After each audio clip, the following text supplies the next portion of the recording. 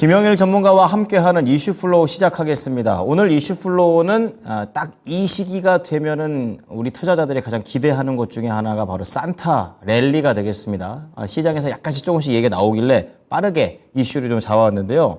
우선 산타 랠리 좋은 거다. 이제 대충 알고 계시죠? 근데 구체적으로 어떤 건지 좀 알고 가시자면, 연말이 이제 가까워지면서 그렇게 단어가 나오고, 또 산타클로스 랠리가 원래 보통 그 말입니다. 그런데 이거를 한국식 표현으로 산타 랠리 이렇게 줄여서 말을 하는 거고요. 12월 이제 마지막 5거래일부터 그 다음 해 1월 첫 2거래일 동안 주식시장이 오르는 것을 뜻한다고 합니다. 자, 이 기간 동안 긍정적인 수익률은 이제 종종 1월에 강한 상승과 그리고 평균 이상의 연간 시장 성과로 이어진다라는 그런 얘기가 있어서 투자자들은 산타 랠리를 좋아할 수밖에 없는 그런 상황이죠. 자, 그러면 산타 랠리는 도대체 왜 생기는 것인가? 대부분의 나라에서는 크리스마스를 전후로 해서 이제 기업들이 이제 연말 맞아서 성과급도 주고 또 연말 보너스가 지급이 되니까 돈이 늘어나지 않겠습니까? 이것과 관련해서 소비도 늘어나고 이 소비로 인해서 기업들의 매출도 늘어나는 그런 긍정적인 시너지가 나게 됩니다. 자, 그렇다 보니까 매출이 늘어나고 시장이 활기를 띠고 이런 현상들로 인해서 기업들에 대한 전망까지 투자자들이 좋게 보면서 이 투자 심리가 긍정적으로 바뀌는 그런 내용들을 말합니다. 자, 그래서 실질적으로 산타 랠리 때 이제 움직였던 종목들, 그러니까 수익률은 어떨까 조사를 좀 해 와봤는데요. 가장 많이 움직이는 게 바로 금융주가 되겠습니다. 아시다시피 연말 배당과 관련해서 요즘도 많이 그런 종목 상담들이 들어오는데요. 그쪽으로 좀 많이 관심들이 가고 있고요. 두 번째로는 연말 소비가 늘어난다라는 그런 관점에서 경기 소비주들이 올라가게 됩니다. 그리고 우리 개인 투자자들이 가장 좋아하는 또 기술주들, 이 성장에 대한 투자 심리가 긍정적으로 바뀐다는 것에 대한 수혜를 이 종목들이 받아내는 그런 모습이고요. 이제 필수 소비재가 4위가 되겠는데, 통상 대부분의 지금 그래프에 나오다시피 종목들이 다 올라갑니다. 이제 그러다가 일정 시간이 지나면 가장 먼저 떨어지는 게 필수 소비재다. 이렇게 좀 특징이 있다는 것을 알고 계시면 좋을 것 같습니다. 자, 그렇다면 중요한 거는 올해 산타 랠리가 오냐 아니면 쉬어가냐 이렇게 되고 있는데 팽팽합니다. 우선 낙관론으로 봤을 때는 이미 시작한 것으로 보고 있고요. 9월과 10월에 아시다시피 워낙에 힘들었습니다. 비관원이 좀 많았기 때문에 좀 빨리 왔다. 이렇게 좀 얘기를 하고 있고 결정적으로 11월 FOMC 때 파월 의장의 발언이 비둘기파적으로 해석이 됐죠. 이렇게 되면서 시장에서는 금리 인상이 좀 사실상 종료됐다라는 그런 관점으로 해석을 하는 것도 또 하나의 근거가 되고 있습니다. 또 전쟁과 관련해서는 물론 해결은 안 됐습니다. 뭐 장기화된다는 얘기도 있는데 아직은 진행 중이지만 시장 체감 자체는 그만큼 많이 노출됐기 때문에 떨어졌다라는 관점으로 해석을 하고 있는 게 바로 낙관론이 되겠습니다. 하지만 비관론도 만만치가 않은데요. 추가 상승은 어렵다 정도로 생각하는 게 비관론의 전체적인 기조가 되겠습니다. 악재들의 노출은 오랫동안 되어 있지만 중요한 거는 해결이 안 됐다라는 쪽에 포인트를 잡고 있는 거고요. 금리 동결은 어느 정도 좀 인정을 하는 부분이 있지만 인하가 되기까지는 아직 멀었다라는 것에 좀 더 내용을 맞추고 있습니다. 투자자 입장에서는 반드시 왔으면 하는 산타 랠리, 아쉽게도 무조건 오는 건 아니기 때문에 참고 정도만 하자 이렇게 얘기를 하고 있지만 그래도 왔으면 좋겠습니다. 자, 그래서 오늘의 주제 공개합니다. 자, 지금 3대 지수가 나오네요. 국채금리, 리스크 종료 기대감, 미리 산타 랠리가 찾아왔는가? 찾아오고 있네요. 왔으면 좋겠습니다. 오늘도 김영일 전문가 만나보죠. 전문가님 안녕하십니까? 네, 반갑습니다. 김영일 전문가입니다. 네, 단어만 들어도 기분이 좋은 산타 랠리가 되겠는데요. 오늘 세 가지와 관련해서 플로우를 나눠보겠습니다. 자, 첫 번째 플로우입니다. 산타 랠리와 관련해서 좀 근거로 살 수 있는 급반등을 좀 하고 있는 시장과 관련해서 알아보고요. 그리고 두 번째로는 확실한 대응이 중요하다. 그렇다면 어떤 게 확실한 건지 잠시 후에 좀 여쭤보고요. 마지막으로 산타 랠리가 어떻게 우리가 좀 받아들여야 될지 투자 전략까지 가져가겠습니다. 자, 시장이 급반등하고 있다. 아주 이렇게 좀 잡아주셨는데 좀 더 자세한 내용 들어보겠습니다. 네, 일단 어제부터 오늘까지 시장이 상당히 좀 잘 급반등을 해주고 있는 그런 상황입니다. 아무래도 FOMC가 종료가 됐고 그러면서 이제 금리 동결까지 발표가 됐잖아요. 그래서 이제 시장이 제대로 좀 반등을 하는 건가? 그러면서 지금 갖고 있는 종목들 추가 매수해도 되나? 아니면 이제 본격적으로 좀 매수를 해도 되나? 궁금하신 분들이 굉장히 많으실 겁니다. 그래서 오늘은 이 부분에 대해서 한번 이야기를 해보려고 합니다. 일단은 이제 이번에 FOMC에서 이제 연준과 파월이 뭐라고 이야기를 했냐? 더 이상은 이제 이 금리 인상에 대해서 사실상 이제 어느 정도 종료가 됐다라고 시장 투자자들이 생각을 할 만하게끔 그렇게 이제 발언을 했죠. 물론 아직까지 이 연준 쪽에서는 조금 더 이제 이 금리 인상 가능성을 열어두는 듯한 발언을 하기는 했습니다. 그러나 시장이 판단을 하는 바로는 사실상 이 금리 인상은 끝났다라는 이러한 이야기가 나오고 있는 상태입니다. 자, 그러면서 지금 이제 미국 장시가 상당히 좀 괜찮았죠. 미국 증시 괜찮아지면서 뭐 테슬라 6%, 뭐 루시드 12%, 뭐 그다음에 니콜라 10% 등등 해서 뭐 2차 전지 종목들 일제히 또 잘 상승이 나왔다라고 이제 보시면 될 것 같고, 그러면서 또 이제 중요한 이슈였던 것 중에 하나가 이제 이 10년물 국채 금리였잖아요. 결국 우리 시장에서 지금 가장 큰 악재가 무엇이냐라고 하면 결국 이 10년물 국채 금리일 겁니다. 10년물 국채 금리가 계속해서 이제 이 5%를 넘어가느냐 마느냐 이런 기조에 있었는데, 결국에는 이번에 이제 이 재무부에서 이제 장기 채권에 대해서 채권 발행 규모를 좀 줄이다 보니까 이 부분에 대해서 이제 국채 금리가 그대로 반응을 하면서 이제 이 국채 금리가 상당히 급락, 지금 현재 4.6% 정도를 기록을 하고 있는 상황이다라고 보시면 될 것 같습니다. 상당히 큰 폭으로 하락을 했고, 역시나 지금 현재 시장의 가장 큰 악재는 바로 이 국채 금리였던 거거든요. 그렇기 때문에 지금 현재 상황에서 시장이 상당히 반등을 잘 보여주고 있다라고 보시면 될 것 같습니다. 자, 그런데 지금 현재 상황에서 과연 이제 왜 이번에 파월 의장이 시장 친화적인 발언을 했는가, 이거를 한번 이제 생각을 해봐야 될 것 같아요. 지금 이제 투자자들이 전체적으로 생각을 하는 부분이 사실상 금리 인상은 끝이 났다라고 이야기를 하고 있죠. 그러면 이제 우리가 초점을 맞춰야 될 게 과연 언제 금리 인하를 할 건가, 이러한 부분일 겁니다. 지금 현재 이 파월과 연준의 입장은 어떠한 스탠스냐, 고금리를 계속해서 이어나가겠다라고 이제 이야기를 하고 있는 거죠. 그러면서 이 인플레이션에 대한 목표치를 계속해서 2%대로 가져가고 있는 상황입니다. 지금 현재 미국의 상황을 한번 이제 생각을 해보시면 좋을 것 같아요. 지금 현재 미국의 상황을 보게 되면 이번에 GDP가 상당히 미국이 3분기에 잘 나왔죠. 시장 예상치를 뛰어넘는 그런 이제 성장치가 나왔는데, 3분기에 이 GDP가 이렇게 성장을 했었던 가장 큰 이유는 미국 소비자들의 소비 지출이 굉장히 늘었다라는 부분이었습니다. 그런데 이와 반대로 잉여 저축률은 연말에 바닥을 보일 거다라는 이야기가 나오고 있고요. 신용카드 부채는 상반기에 이미 1조 달러를 넘어섰고 연체율이 계속해서 올라가고 있다라고 합니다. 예전에 이제 이 서브프라임 모기지 사태 때 대출 연체율이 9월 기준으로 6%를 넘어섰었는데, 그때 이후에 지금 29년 만에 최고치를 기록을 하고 있다라고 해요. 그러면 지금 현재 미국 소비자들이 돈이 정말 많아서 소비를 많이 하는 게 아니라 빚을 써서 그리고 연체를 해서 지금 소비를 하고 있구나, 이러한 부분들을 우리가 알 수 있는 거죠. 그렇기 때문에 지금 현재 이 미국이 4분기 그다음에 내년 넘어가면은 성장률이 침체로 갈 수가 있다라는 이런 우려 섞인 시각들이 나오고 있는 겁니다. 그러면서 뭐 비단 이 소비자들뿐만 아니라 미국 정부도 지금 문제죠. 부채가 지금 계속적으로 증가하고 있는 상황입니다.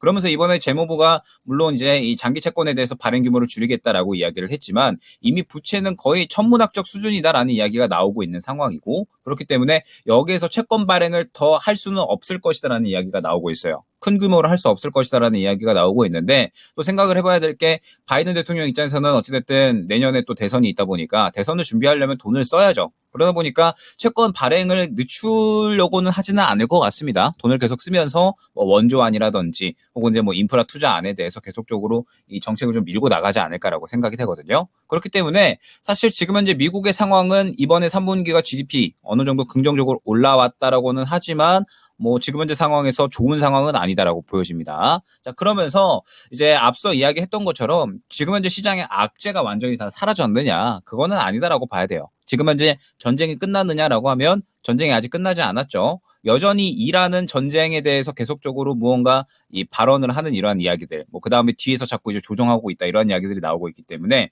유가가 급등할 수 있는 이 가능성도 생각을 해봐야 되고요. 그다음에 국채 금리는 여전히 높은 수준이다라는 점, 그다음에 고금리 장기화가 사실상 확정적인 상황이다라는 부분을 생각을 해야 됩니다. 즉 지금 현재 시장은 여전히 악재가 존재하는 상황이고 호재는 없는 상황이다라는 점을 염두를 해야 되거든요. 그런데 워낙에 국채 금리가 워낙 큰 악재로 작용을 했고 그러면서 지금 현재 시장이 이스라엘의 증시보다도 더 빠졌잖아요. 전쟁 중인 이스라엘 시장보다 더 빠졌기 때문에 너무 많이 떨어진 만큼 어느 정도의 반등이 나오고 있는 상황이다라고 생각을 합니다.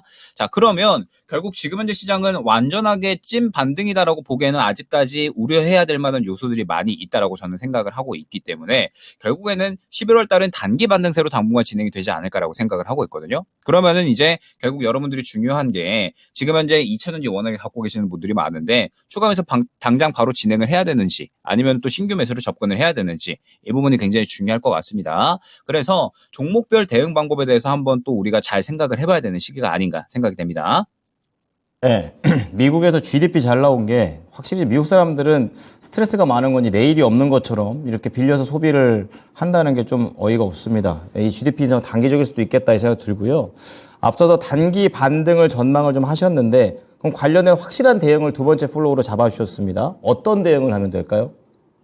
네, 일단은 지금 현재 시장이 어제 오늘에서 상당히 추가적인 상승이 잘 나와주고 있습니다. 그런데 제가 혹시 어제 이야기했던 부분을 기억을 하실지 모르겠지만 시장이 반등이 나온다라고 하더라도 호재가 결국에는 부재한 상황이기 때문에 지금 현재 시장은 윗구간에 결국 저항권이 연속적으로 막혀 있는 상황입니다. 지금 1차적으로 코스닥 기준 800선, 그 다음에 2차적으로 825, 그 다음에 3차적으로 850선까지 해서 연속적으로 지금 저항 라인이 형성이 되어 있는 상황이에요. 자, 그러면 이 구간을 강하게 뚫어주면서 올라가기 위해서는 결국 시장에 호재가 필요합니다. 좋은 이야기가 필요한 건데 앞서 말씀드렸듯이 지금 현재 호재는 부재한 상황입니다. 호재는 부재한 상황이고 주도주가 또 결국에는 이러한 상황에서 또 이끌어준다라고 하면 결국 시장은 또 이렇게 크게 올라갈 수 있거든요. 매물대를 삼키면서 이렇게 올라갈 수가 있는 그림이 나와줄 수가 있는데 지금 현재 2차전지 보게 되면 가는 종목 있고 안 가는 종목 있네 라고 생각을 하실 것 같아요.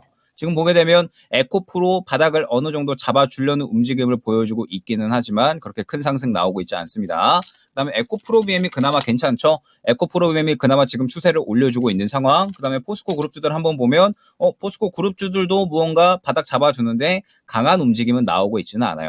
근데 항상 제가 2차전지에 대해서 강조드리고 강조를 드렸던 부분이 뭐였냐면 수급이 들어오는 타이밍 결국에는 찐반등이 되지 않을까라고 말씀을 드렸었습니다. 항상 이 수급이 들어오는 타이밍이 시장에 관심을 받는 타이밍이기 때문에 결국 지금 현재 상황에서 2차전지는 이제 수급까지 들어와 줘야지 제대로 반등이 이루어질 수 있다라고 보고 있거든요. 그런데 지금 보게 되면 가장 상승이 잘 나오고 있는 에코프로 BM 같은 경우에도 아직까지 큰 상승, 큰 수급이 들어오고 있지는 않습니다. 그러면 저는 이 부분에 대해서 어떻게 해석이 되느냐라고 했을 때 지금 현재 2차전지 종목들은 분명 과도하게 많이 빠졌습니다. 에코프로 BM1에도 지금 고점 대비 지금 58만 원에서 23만 원까지 빠졌으니까 정말 큰 폭으로 한 60, 70% 고점 대비 빠진 거거든요. 그렇기 때문에 워낙에 많이 빠진 만큼 시장이 강하게 반등이 나오면서 주도주 종목군에도 어느 정도의 반등이 지금 현재 잘 나오고 있는 상황이다라는 점을 여러분들이 한번 생각을 해주셨으면 좋겠어요. 자, 그러면 2차전지 종목들은 반등이 나온다라고 했을 때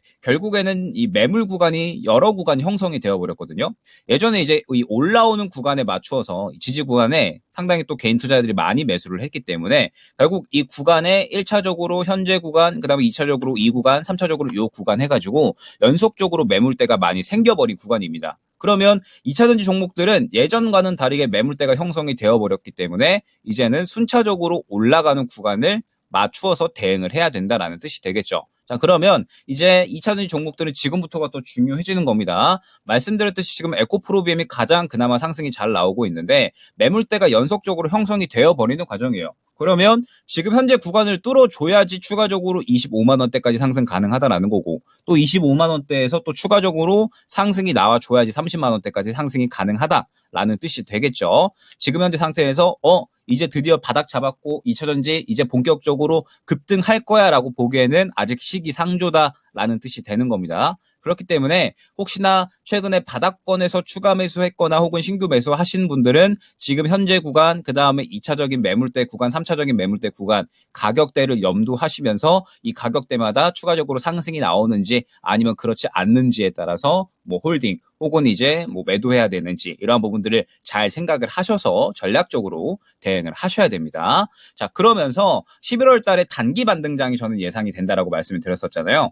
코스닥 기준으로 봤을 때 800선, 825선, 850선 이렇게 막혀 있는 상황이기 때문에 당장 추가적인 상승이 나온다라고 하더라도 이 구간에 막혀서 떨어질 수 있는 가능성도 우리는 생각을 해야 됩니다. 자, 그렇다라고 하면 지금 현재 시장에서 저는 역시나 또 이 주도주 종목군들 이 2차전지 종목군들은 반등이 잘 나오고 있지만 아직까지는 크게 수급이 들어가지 않고 있는 상황에서 반도체 종목군들은 그래도 어느 정도 긍정적인 흐름 자체는 나오고 있다라고 보여지고 있거든요. 수급이 잘 들어가고 있는 그러한 상황이기 때문에 반도체 종목군들 중에서는 수급 잘 들어가는 종목들 위주로 한번 대응을 해보시면 좋을 것 같습니다. 자, 그러면서 개별주 종목군들도 지금 흐름이 저는 괜찮다라고 보고 있거든요. 지금 보게 되면 로봇주들 흐름 아주 좋게 진행이 되고 있죠. 두산 로보틱스 같은 이런 종목들 바닥에서 수급 들어와주고 이 수급 기반으로 상승 나오는 모습 확인을 할 수가 있고요. 뭐 그 다음에 지금 화장품 같은 이런 종목들도 보게 되면 수급 긍정적으로 들어와 있는 모습들을 확인을 할 수가 있습니다. 11월 11일에 광군제 예정이 되어 있기 때문에 아마 다음 주 정도에 화장품 쪽도 한번 돌아줄 것 같거든요. 그렇기 때문에 지금 현재 흐름 봤을 때 시장이 어느 정도 단기 반등장 나와주면서 개별주 흐름도 저는 괜찮을 것 같습니다. 그렇기 때문에 지금 현재 상황에서 개별주 종목군들도 일단은 어느 정도 지켜봐야 된다라는 점. 지금 이제 오늘의 핵심은 무엇이냐? 지금 현재 시장 반등이 어느 정도는 잘 나와주고 있습니다. 반등이 어느 정도는 잘 나와주고 있는데 다만 악재가 다 해결이 된 게 아니고 일부 어느 정도 이제 잦아들었다라는 점. 그러면서 호재는 아직까지 없는 상황이기 때문에 무작정 상승을 기대하기보다는 시장에서 지금 막혀 있는 구간마다 맞추어서 대응을 준비를 해줘야 된다라는 점. 그러면서 주도주가 또 시장과 같이 움직일 확률이 높기 때문에 주도주는 시장을 보면서 같은 또 매물 구간에 맞추어서 대응을 해주셔야 될 필요가 있고요. 그러면서 단기 반등장이 어찌됐든 지금으로서는 또 예상이 되기 때문에 개별주도 같이 수급 들어가는 종목들은 어느 정도 지켜볼 필요가 있다라고 생각을 합니다. 그러면서 지금 이제 어찌됐든 단기 반등장이기는 해요. 단기 반등장이기 때문에 뭐 지금 현재 상황을 안 즐길 필요는 없다라고 생각을 합니다. 단기적으로 반등이 나온다라고 했을 때 말씀드렸듯이 또 수급 들어가는 종목들이 단기 주도주가 될 확률이 굉장히 높죠. 지금 현재 뭐 개별주 중에서는 로봇주가 또 가장 또 흐름이 좋은데 결국 로봇주 같은 경우에도 두산 로보틱스 수급 들어가 주면서 끌고 가주니까는 같이 흐름 나오고 있다라고 보시면 될 것 같아요. 그렇기 때문에 지금 현재 상황에서는 너무 시장을 낙관적으로 보지는 말되 단기 반등장을 즐기면서 각 구간에 맞게 알맞는 전략을 꾸려나갈 필요성이 굉장히 강조되는 시장이다라는 점 생각을 해주시면 좋을 것 같습니다. 네, 자, 귀하게 올라오는 상승입니다. 이 상승을 어떻게 이용할지 반도체와 2차 전지 그리고 개별주들 안에서도 몇 가지 섹터들 말씀을 좀 드렸으니까 참고를 해 보시면 좋을 것 같습니다. 자, 오늘 국채금리와 관련해서 이제 산타랠리 기대해도 되는가와 관련된 전략 들어보고 마무리하겠습니다.